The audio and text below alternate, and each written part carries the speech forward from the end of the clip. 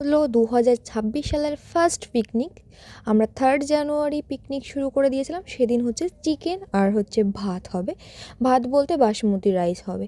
তো হঠাৎ করে যেহেতু প্ল্যান হয়েছিল সেহেতু এইটুকুর মধ্যেই আমরা খুশি। আর তারপরে গিয়ে রান্না বান্না শুরু হয়ে গেছিলো, জোর কদমে রান্না চলছিল, যে যেমন পাচ্ছিল সেইভাবেই রান্নার কাজে হাত লাগাচ্ছিল। আমি একটু খুন্তি নাড়িয়ে নিলাম আর আমার বর একটু ভিডিও করে দিচ্ছিল। আর মেইন রান্না করছিল বৌদি, যে বসে রান্না করছে সে মেইন রান্না করছিল। আর তারপরে দেখো টেস্টি টেস্টি মাংস রান্না হয়ে গেছে। আর আমরা সেটা কষা খাবো না, এটা তো হতেই পারে না। তারপরে কষা খেয়ে নিয়েছিলাম, তারপরে একটু জল দিয়ে দিচ্ছিল।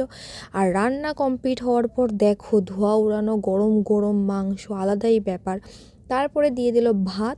আর বাসমতি রাইসটাও আমাদের রান্না কমপ্লিট হয়ে গেছে। প্রথমে 3জন খেতে বসে গেছে আমাদের রেখে, সেটাই দিদি বলছিল।